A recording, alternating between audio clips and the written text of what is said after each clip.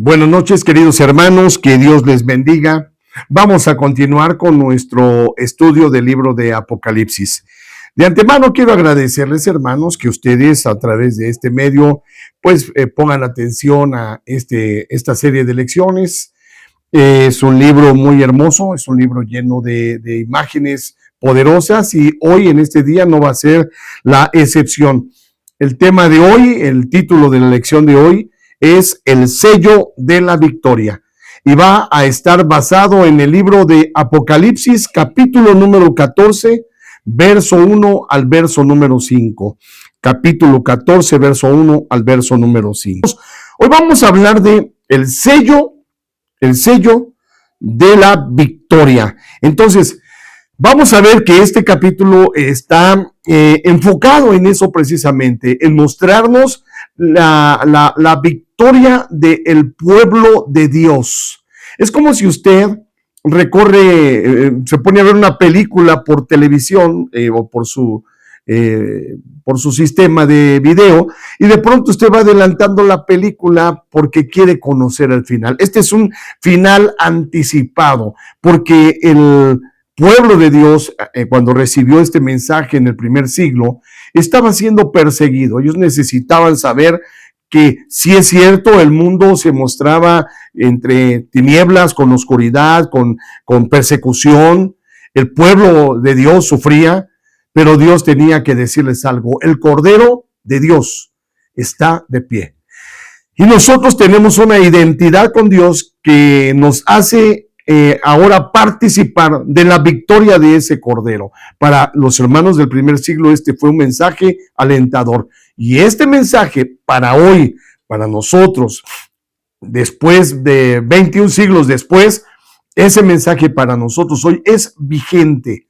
Y hoy en día, este mensaje nos trae a nosotros no solamente esperanza, sino también trae para nosotros reflexión. Así que, hermanos, para entender el capítulo número 14, tenemos que entender que existe aquí un grupo que es llamado, que se le conoce aquí como el grupo de los 144,000. Vamos a ver cómo ese grupo de los 144,000, del cual ya hemos hablado anteriormente, se mantiene en pie, mientras que el resto del mundo cede ante las exigencias de este sistema de oscuridad. Y entonces vamos a entender, ¿verdad?, cuál es la ubicación, cuál es la identidad de estos 144,000. Vamos a ver 3 puntos. No pierda atención de estos 3 puntos que se encuentran aquí en el libro de Apocalipsis, capítulo 14, verso 1 al verso número 5.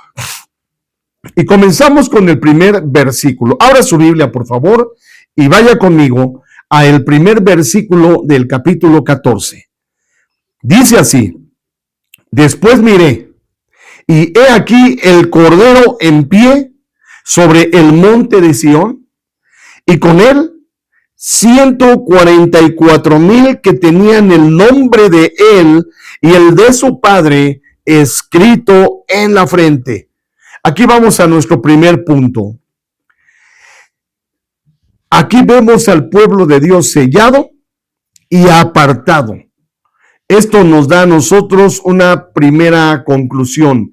El orgullo de pertenecer. Mire qué maravilloso. Mientras que el mundo muchas veces ridiculiza al pueblo cristiano y algunos cristianos se sienten atemorizados y no quieren expresar abiertamente que pertenecen a Dios.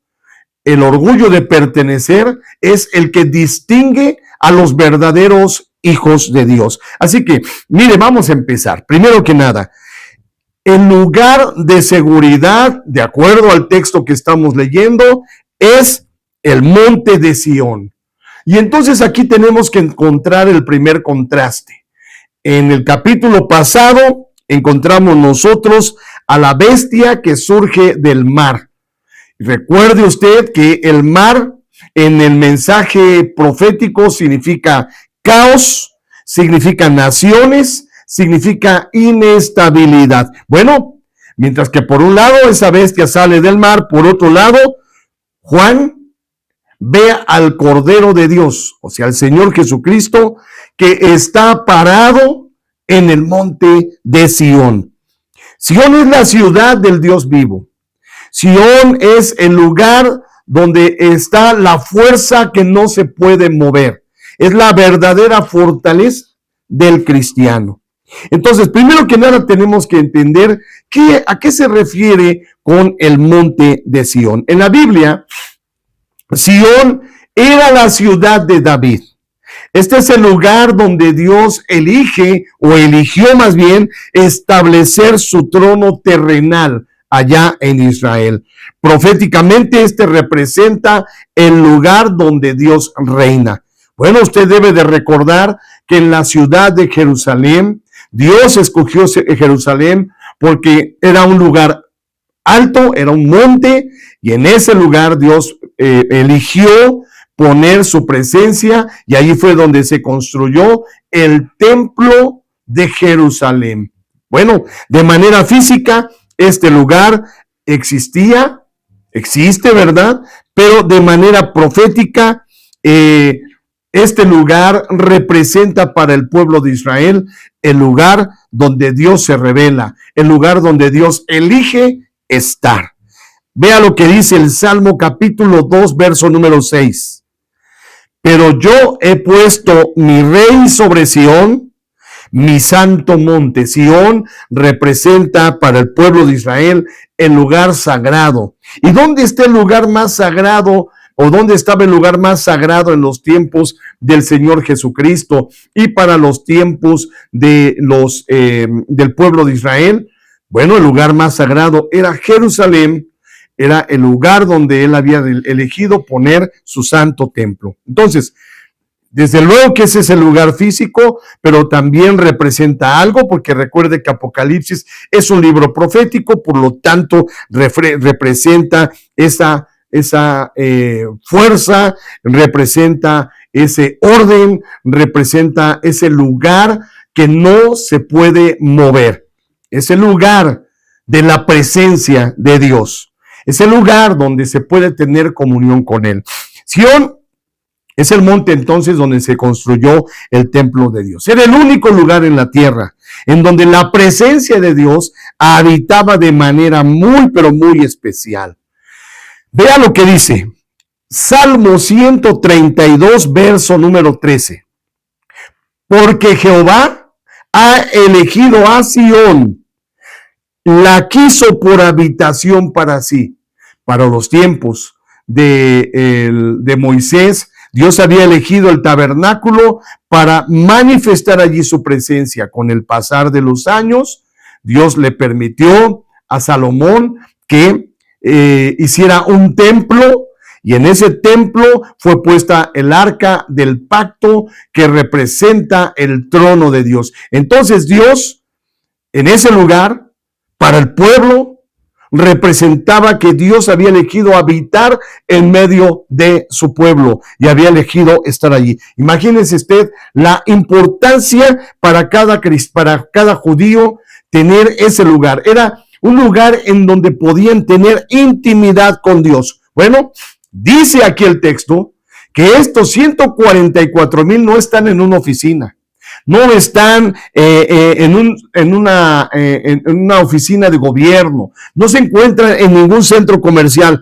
Ellos están delante de la presencia divina en el monte de Sión, un lugar de refugio, un lugar de seguridad. Entonces, a diferencia de los otros montes, que pueden temblar, que se pueden mover, que se pueden partir, Sión es el símbolo de lo que no puede ser destruido. Vea lo que dice Hebreos capítulo 12, verso 22. Sino que os habéis acercado al monte de Sión, a la ciudad del Dios vivo, Jerusalén la celestial. Ya ve usted cómo ahora aquí el escritor del libro de Hebreos está utilizando lenguaje profético muy, pero muy similar a lo que se está hablando en el libro de Apocalipsis. Juan entonces nos está diciendo que los redimidos ya le pertenecen a esa realidad, ya pertenecen a esa realidad espiritual celestial. Esos redimidos, esos 144,000, de los cuales todavía, ya hablamos de ellos anteriormente, ya desciframos quiénes son estos 144,000, que son el pueblo de Dios completo, representado en el Antiguo Testamento con las 12 tribus de Israel, y en el Nuevo Testamento con los 12 apóstoles, y que juntos son todo el sistema religioso de parte de Dios, el pueblo de Dios manifestado, conjuntado, unido, fusionado entre Antiguo y Nuevo Testamento. Esto ya lo vimos en lecciones anteriores, pero quería usted, hermano, hoy recordárselo porque es importante. Pero muy bien, entonces en el capítulo 13, queridos hermanos, todo parecía que estaba controlado por la bestia. Y Sion ahora es la respuesta de parte de Dios para mantener a su remanente, para mantener a su pueblo a salvo. ¿Cuál es el pueblo de Dios actualmente? El pueblo de Dios actualmente es el pueblo cristiano. Y en un momento más vamos a saber, ¿verdad? Ese pueblo cristiano, ¿cuál es su perfil para ser verdaderamente el pueblo de Dios? Entonces, Sion es la fortaleza que el enemigo no puede conquistar. De eso estamos hablando. Entonces, la bestia quiere que nosotros pasemos la vida mirando al mar. ¿Qué significa esto? El caos de las noticias, la economía que sube, que baja, que sí alcanza, que no alcanza, el miedo, la angustia al futuro, la angustia a lo que puede suceder en el mundo. Pero ahora Juan nos invita a levantar nuestra mirada y a mirar hacia el monte de Sion, mirar hacia el lugar en donde se encuentra Dios. Sion nos dice entonces que el Rey, el Cordero, se encuentra en su trono, y su presencia hoy nos rodea, y su presencia hoy nos dice a nosotros que nuestra ciudadanía no es de un sistema humano, no es de un sistema diabólico que está en quiebra, sino que está puesto sobre el monte que no puede ser destruido, sino que permanece para siempre. Salmo 125, verso 1 dice así. Salmo 125, verso 1 dice: los que confían en Jehová son como el monte de Sión, que no se mueve, sino que permanece para siempre. Entonces, pertenecer a Jesús, escúcheme bien, aquí vienen las primeras pistas para que nosotros vayamos identificando ahora sí, plenamente, quién es este pueblo. Ya decimos, ¿verdad? El pueblo cristiano es la iglesia, pero aquí ya Dios es todavía mucho más específico para decirnos a nosotros cómo es que debemos de ser para pertenecer siempre y para estar siempre en la bendición de tener de estar en este lugar que es el monte de Sion. Ok. Entonces, pertenecer a Jesús significa que nuestra ubicación espiritual no es de tristeza, no es de derrota, sino nuestra ubicación es de victoria, porque Jesús se encuentra en ese monte de pie, no se encuentra derrotado, no se encuentra triste, no se encuentra muerto, sino Jesús, el Cordero de Dios, está vivo, más vivo que nunca, es el Cordero en Sion. Ahora vamos a ver, dice allí, ¿verdad? En el verso número 1, que estos 144,000 tenían el nombre del Padre en sus frentes. Fíjese bien.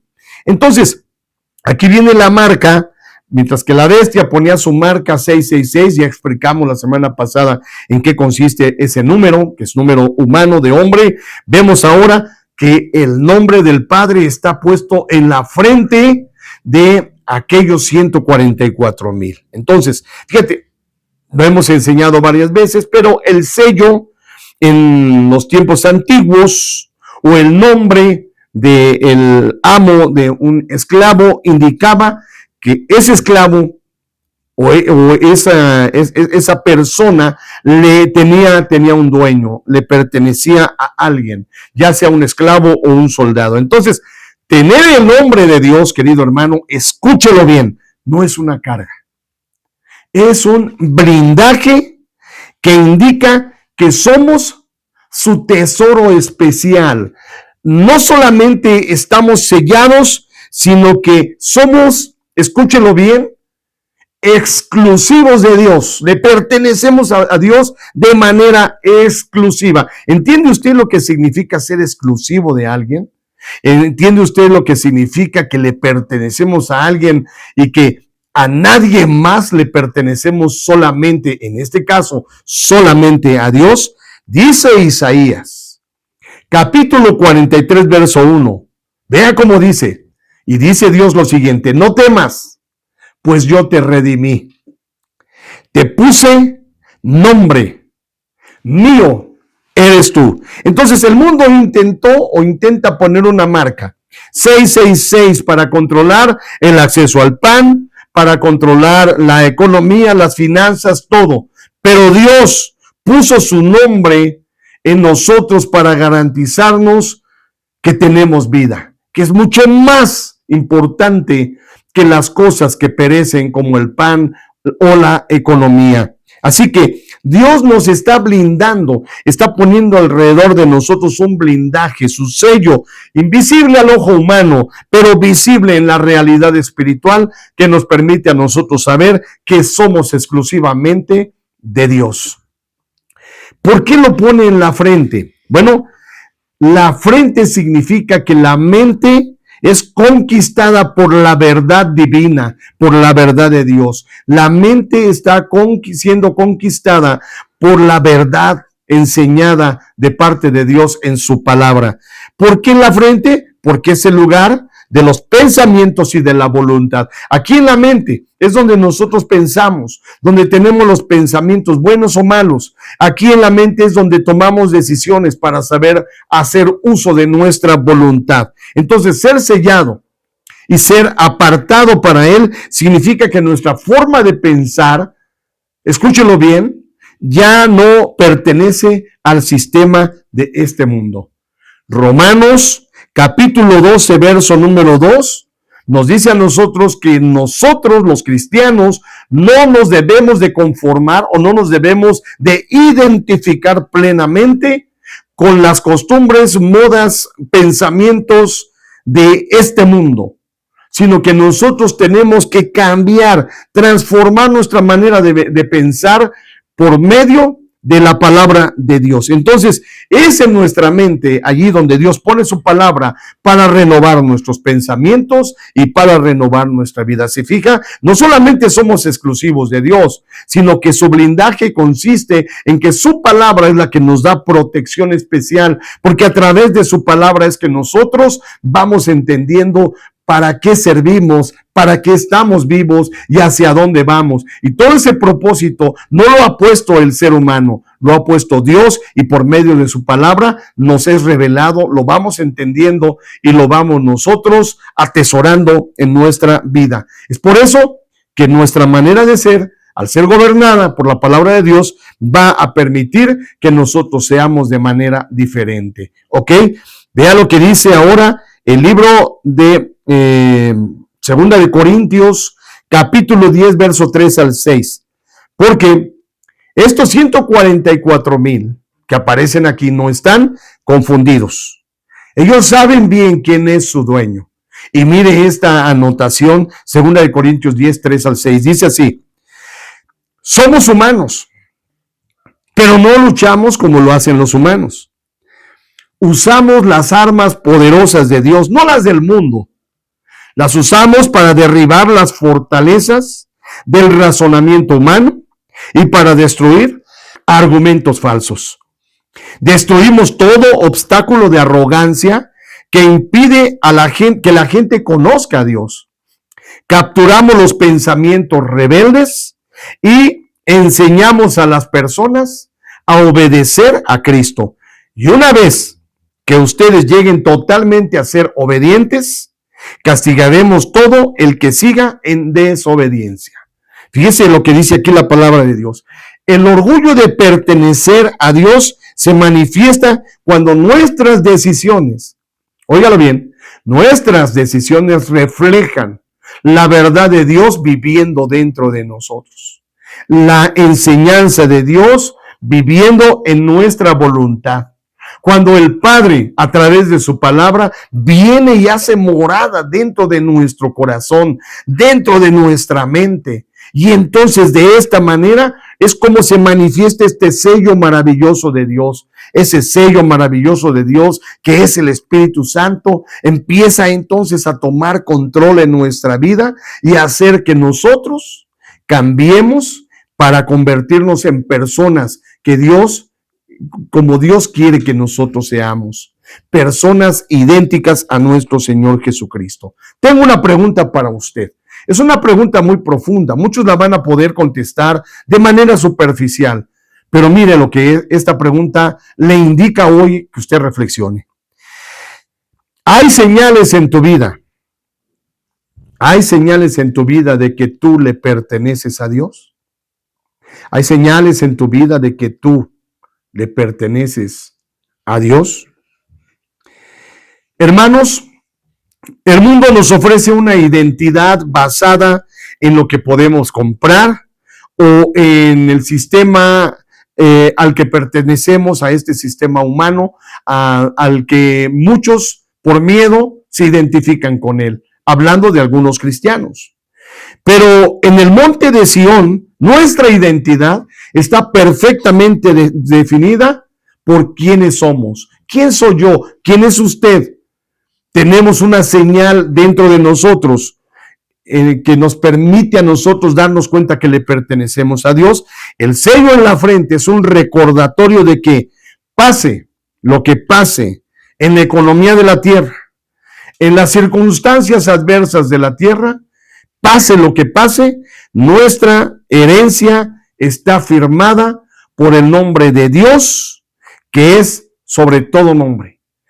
En el siguiente punto, vamos al siguiente punto. Mientras en el capítulo 13 el mundo guarda silencio por temor a todo esta fuerza del mal que trae la bestia y hacia el mundo, ahora Sion retumba con un sonido celestial.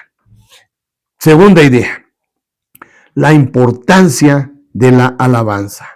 Y aquí hay un punto importante. ¿Qué es el cántico nuevo? ¿Será un cántico que vamos a aprender cuando estemos en el cielo?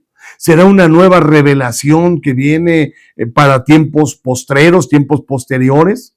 Bueno, vamos a ver qué es esto del cántico nuevo. Mire, vea el verso número 2. Y yo oía una voz en el cielo como estruendo de muchas aguas y como sonido de un gran trueno. Y la voz que oí era como de arpistas que tocaban sus arpas. Fíjese ahora bien, el capítulo número 13, en el capítulo número 13, el texto dice que la bestia hablaba grandes cosas, pero también hablaba blasfemias en contra de Dios. Y esto lo hacía para intimidar a los santos, a los hijos de Dios. Pero aquí en el capítulo 14, la voz del cielo es infinitamente poderosa y ahora se manifiesta una alabanza que ahoga toda la propaganda del enemigo. Fíjese bien, la alabanza es nuestra respuesta al miedo. Cada vez que el pueblo de Dios tuvo miedo, usted puede leerlo en el Antiguo Testamento, cada vez que el pueblo de Dios tuvo miedo, el pueblo de Dios se levantó en alabanza, se levantó en adoración. Cuando el sistema humano, cuando el sistema diabólico, cuando el sistema de la oscuridad se levanta amenazando al pueblo de Dios a través de las circunstancias adversas, a través de la economía, a través de los sonidos de guerra, a través de las circunstancias que nos hacen tener miedo por el futuro, el pueblo de Dios siempre tiene que levantarse en adoración. La alabanza es nuestra respuesta a esos temores. La alabanza apaga la propaganda, las amenazas del enemigo de Dios. Cuando Pablo y Silas, nos dice el libro de los Hechos en el capítulo número 16, versículo 25 y 26, Cuando Pablo y Silas se encontraban, después de haber sido azotados, golpeados, se encontraban en la cárcel, fueron puestos en una de las mazmorras de la cárcel en Filipos. Ellos habían estado predicando la palabra de Dios y por predicar la palabra de Dios terminaron azotados, golpeados y puestos en un calabozo. Y dice la palabra de Dios en estos textos que te acabo de anotar, que el apóstol Pablo y Silas comenzaron a cantar himnos, a cantar alabanzas, en lugar de levantarse quejándose, en lugar de renegar, en lugar de maldecir su situación. Pablo y Silas estaban cantando himnos, estaban cantando alabanzas, y los demás presos que se encontraban en ese lugar los escuchaban. La respuesta de Dios ante la adoración de estos dos siervos de él fue poderosa. Dice el texto que un gran terremoto vino, rompió las rejas de la cárcel, rompió las cadenas, y de una u otra manera se manifestó la liberación de Dios para Pablo y para Silas. Qué maravilloso es cuando el pueblo, en lugar de levantarse en maldición, en tristeza o en lágrimas, se levanta mejor en alabanza y en glorificación al nombre poderoso de Dios. Esto es ponerse por encima del sistema de ese mundo de oscuridad. La exclusividad del cántico es interesante, porque ya vimos que entonces la respuesta al miedo siempre es nuestra adoración, nuestra alabanza a Dios. Pero ahora vemos cómo es esta alabanza. Verso 3, dice que cantaban, en este caso, ¿verdad?, los que se encuentran ahí delante de Dios, estos 144,000, dice que cantaban un cántico nuevo delante del trono y delante de los 4 seres vivientes y de los ancianos también. Y nadie, fíjate bien lo que dice aquí, y nadie podía aprender el cántico, sino aquellos 144,000 que fueron redimidos de entre los de la tierra. Te estoy leyendo la Nueva Traducción Viviente. El texto es asombroso, porque nos dice aquí que nadie podía aprender este cántico nuevo. Cántico nuevo. ¿Qué significará esto de el cántico nuevo? Bueno, dice aquí que este cántico nuevo no se aprende con una partitura en especial, que no se aprende de manera de que alguien venga y te lo esté repitiendo hasta que lo aprendas.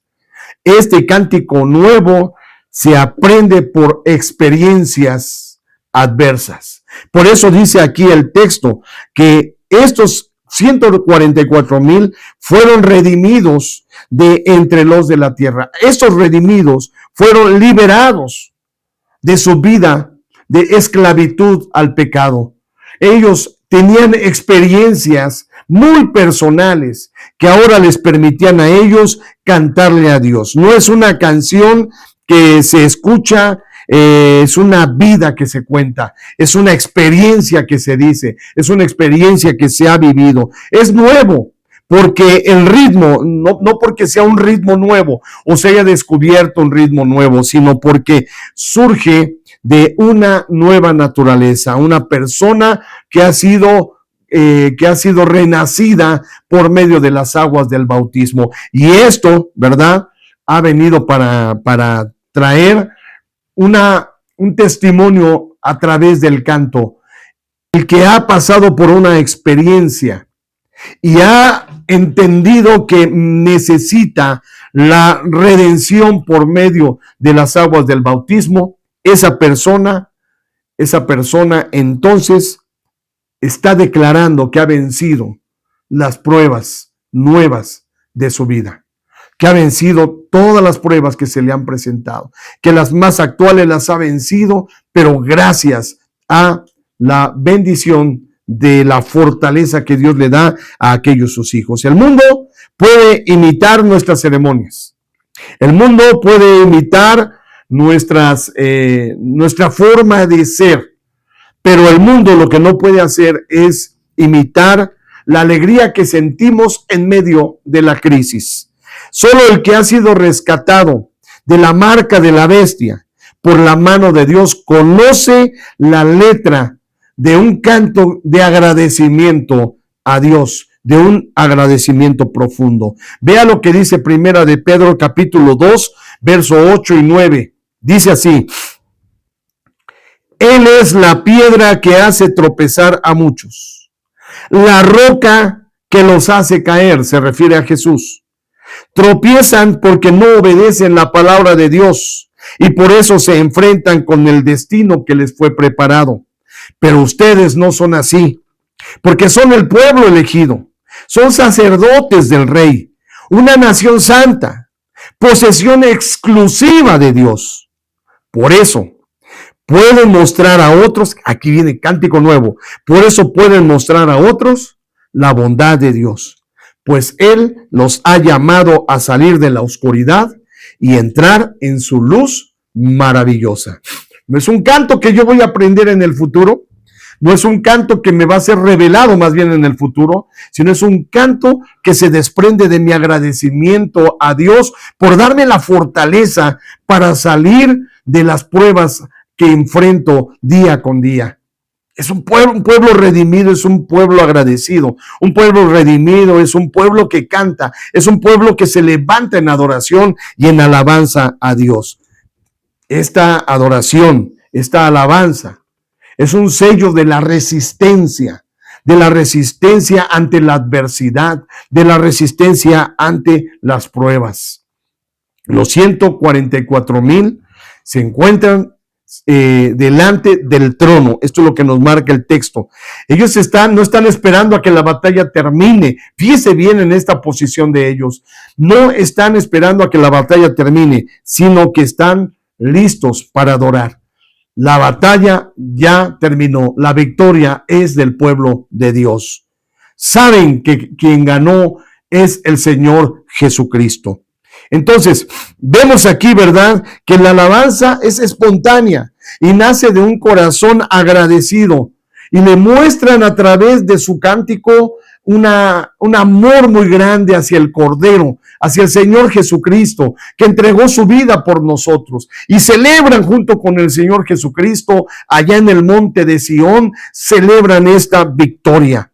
Este lenguaje, ¿verdad?, que ahora se nos muestra en este texto, nos dice a nosotros en este lenguaje profético que nuestra alabanza, solamente hoy nuestra alabanza es un entrenamiento para la eternidad, porque así estaremos para siempre. Dice la palabra de Dios en el libro de Tesalonicenses que nosotros vamos a esperar, cuando el Señor Jesucristo sea manifestado, los que hayan quedado en la tierra serán transformados y que resucitarán primero los que han muerto en Jesús, serán los que vendrán con Él, y los que estamos en la tierra, si es que estamos vivos, pues vamos a ser transformados. Pero dice que todos juntos, la iglesia, todos juntos estaremos con el Señor Jesucristo, recibiéndolo en el aire, y allí estaremos para siempre con Él. La palabra de Dios aquí nos instruye entonces que es muy importante la adoración para el pueblo de Dios. Por eso cada uno de nosotros debemos entender bien que el primer día de la semana es un día muy importante, porque es una forma de decirle a Dios: aquí estoy, está mi alianza contigo, sigo creyendo en ti, sigo formándome en ti, sigo adorando tu nombre, a pesar de las adversidades, a pesar de lo que haya pasado durante la semana, a pesar de lo que esté pasando actualmente, sigo confiando en ti. Entonces, querido hermano y querida hermana, valore, tome pero con mucho aprecio el primer día de la semana, y en especial la adoración y la alabanza. No nada más cantes por cantar, canta porque en tu experiencia tú has sido redimido y has pasado por experiencias terribles, pero estas experiencias no te han atrapado ni te han esclavizado para vivir en el mundo de oscuridad, sino para vivir en el cielo con el Señor. Esto es lo que tú tienes que valorar. La bestia puede quitarnos el derecho a comprar, puede amenazarnos, puede querer lastimarnos, pero nunca va a poder quitarnos el derecho de cantar, de adorar, de alabar y de exaltar el nombre de nuestro Dios. Nuestra alabanza es el ruido santo que hace que el reino de las tinieblas se sienta sienta que se desmorona. Nuestra alabanza hace que el reino de las tinieblas, cacho a cacho, pedazo a pedazo, se desmorone, porque en la alabanza está el poder de Dios. Dios se manifiesta en la alabanza de su pueblo. Punto número 3. Vamos a ver el perfil de los 144,000. Pureza y lealtad. Dice el verso número 4. Estos son, refiriéndose a los 144,000, estos son los que no se contaminaron con mujeres, pues son vírgenes. Bueno, el texto nos dice así. La idea en este lenguaje profético de la contaminación, porque es a lo que se refiere, que no se contaminaron. La idea en el lenguaje profético, la palabra contaminación se refiere a la idolatría espiritual. Estos creyentes, vea usted como referencia el libro del Apocalipsis capítulo 17, ahí donde habla de la gran ramera. Lo vamos a ver más adelante. Pero estos creyentes no se acostaron con el sistema que trajeron las bestias a este mundo. O sea, no vendieron su fe por conveniencia económica, no vendieron su fe por temor a ser destruidos por estas bestias del capítulo número 13. Entonces, aquí estamos hablando de la contaminación. A esto se refiere, ¿sí? Se refiere a que no los verdaderos cristianos, los 144,000, no se contaminaron con idolatría espiritual. Entonces, aquí se habla también de la pureza. La pureza, querido hermano, no solo es la ausencia del pecado moral, fíjate bien, es la exclusividad de nuestro corazón. Cuando Dios creó el matrimonio, cuando dice la palabra del Señor que dejará el hombre a su padre, a su madre, se unirá a su mujer y los dos serán una sola carne, en este versículo se encierra toda la teología del matrimonio. Y se resume en una sola palabra. El matrimonio habla de dos personas que son exclusivas uno del otro. Yo soy el hombre exclusivo de mi esposa y mi esposa es la mujer exclusiva de mí. Si yo me contamino con una mujer, entonces yo estoy teniendo, ¿verdad?, un pecado moral. Y ese pecado moral, ese pecado estará presente delante de mi Dios y manchando mi matrimonio. Bueno, de la misma manera, la pureza a la que se refiere aquí es esa pureza de que nosotros somos exclusivos, en nuestro corazón somos exclusivos de Dios. ¿Qué es ser vírgenes?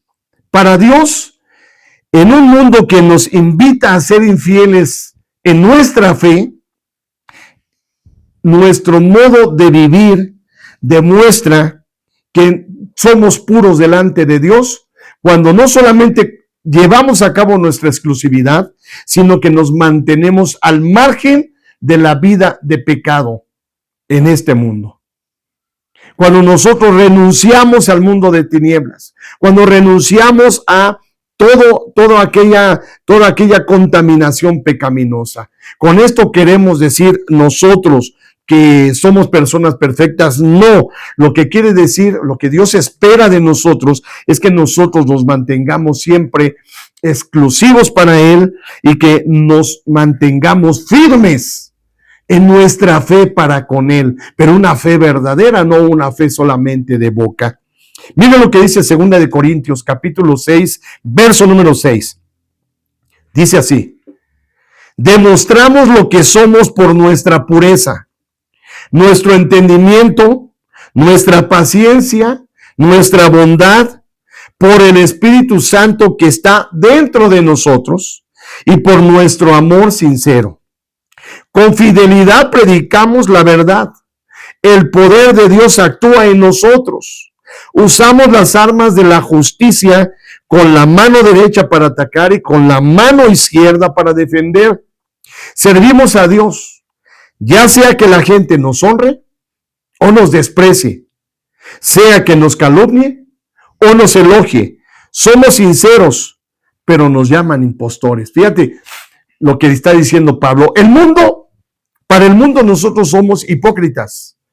Para el mundo, las personas que quieren vivir una vida sin idolatría, una vida sana, una vida entregada a Dios o consagrada a Dios, para el mundo, nosotros somos hipócritas o somos impostores.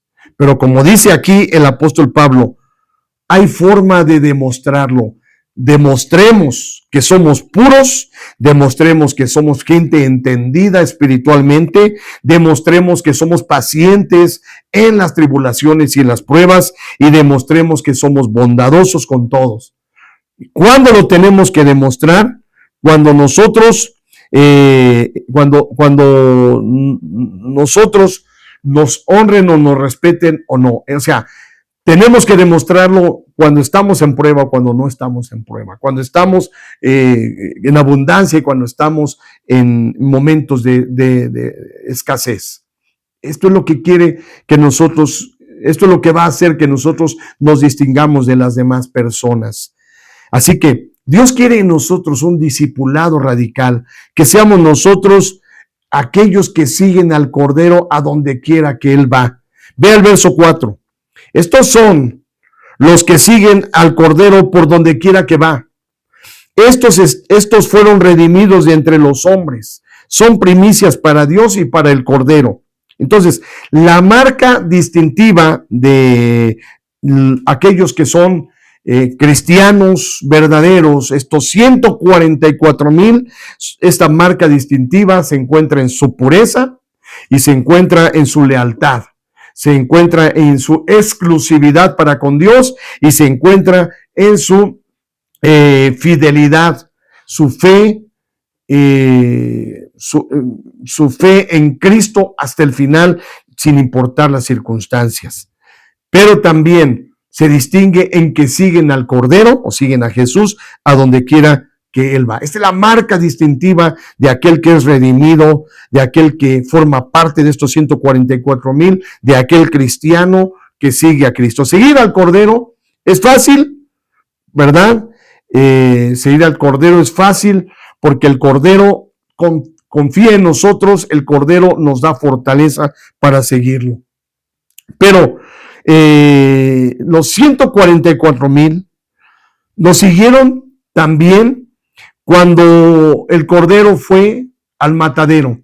Seguir a Jesús en la iglesia es fácil. Vamos a la iglesia, estamos allí, permanecemos allí.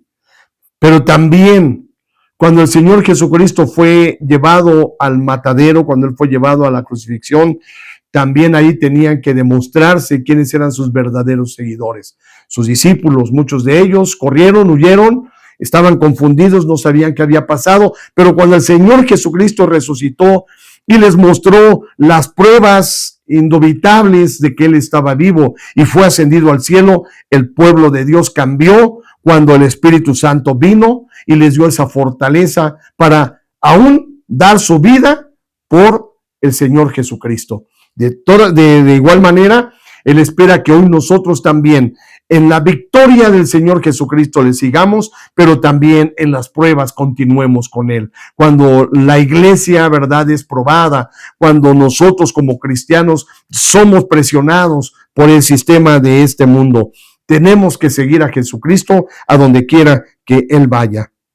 Si el Cordero se mueve hacia el sacrificio, su pueblo va con Él. Se mueve hacia su gloria, su pueblo está con Él. Así que no somos seguidores de bendiciones, sino seguimos a Jesús, a la persona de Jesús. Muchas personas buscan la iglesia solamente para recibir un milagro, para recibir una bendición.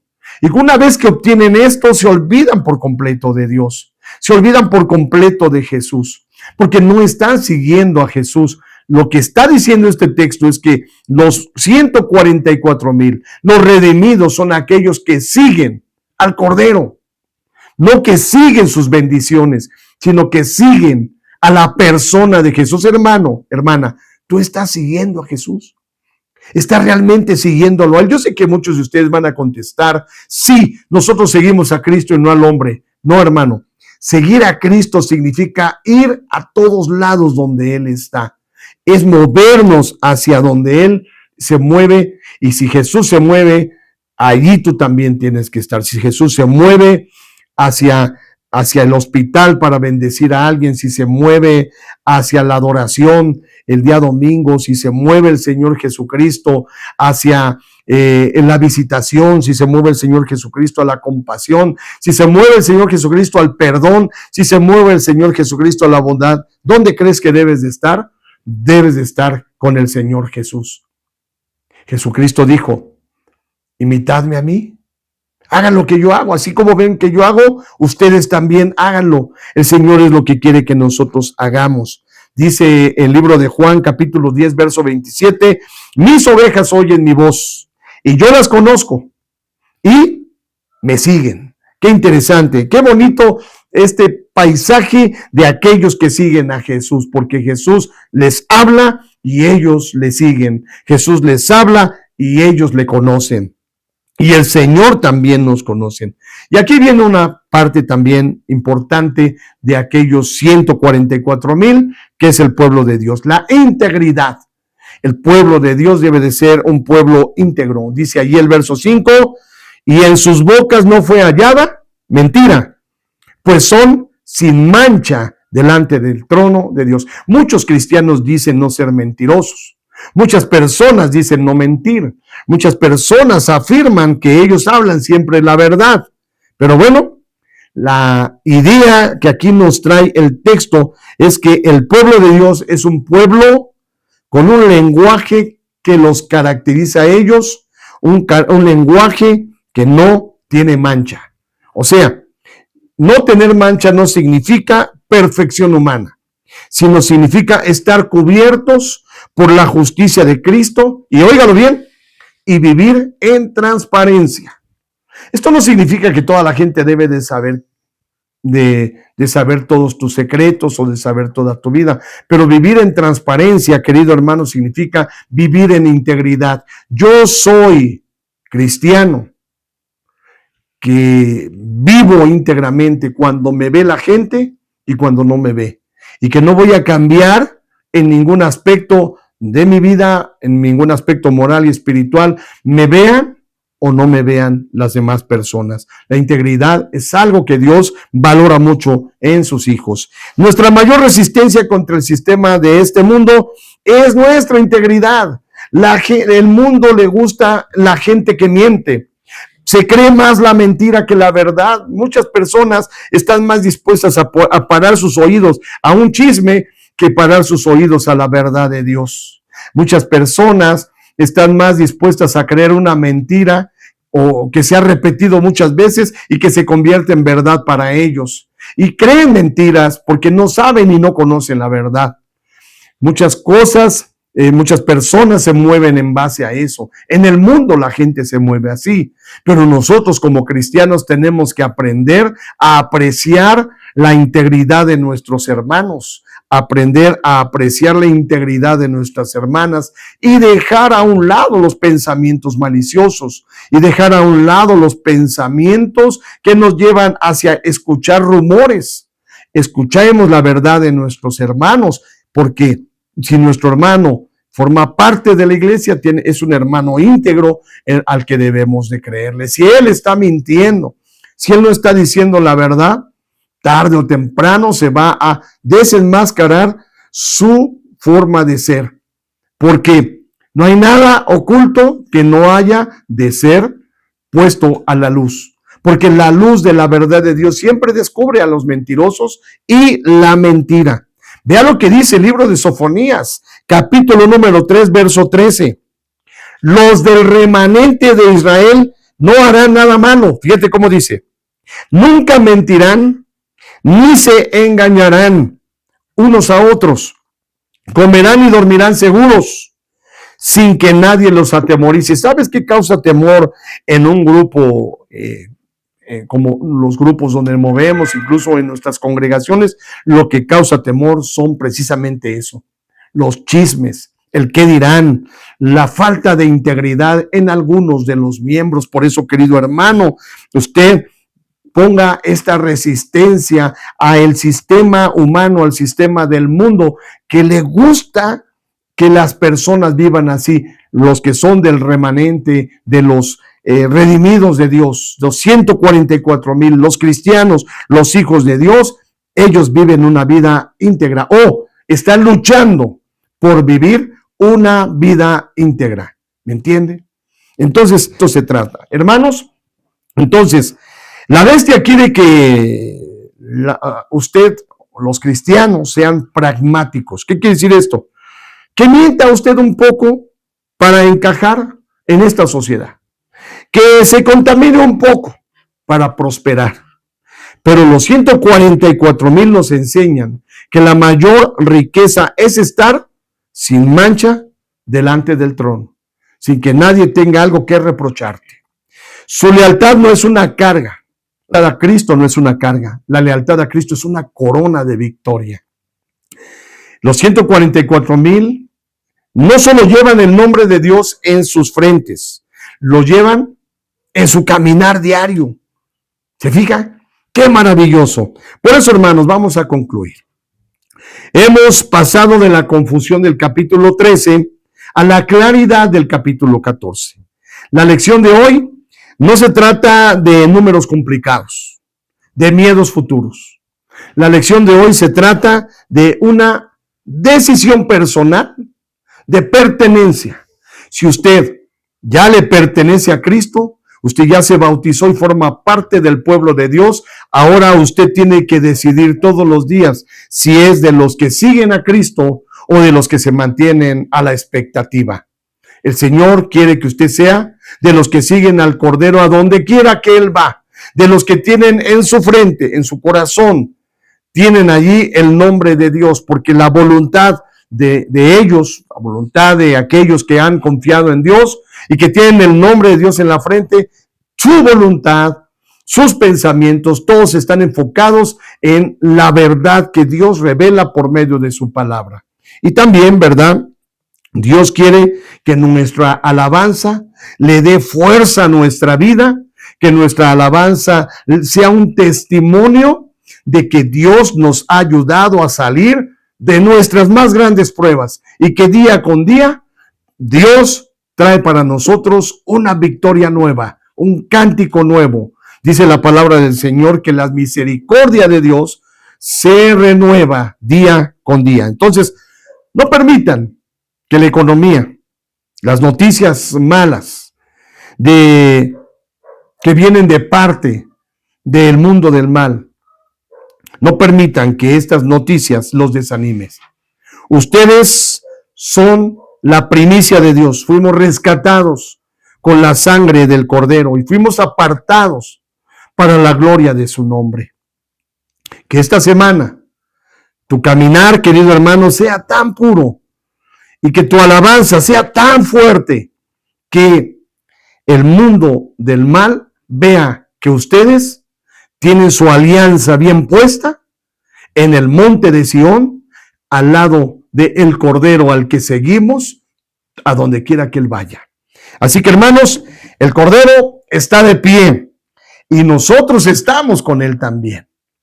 Querido hermano, que Dios te bendiga. Nos vemos la próxima semana.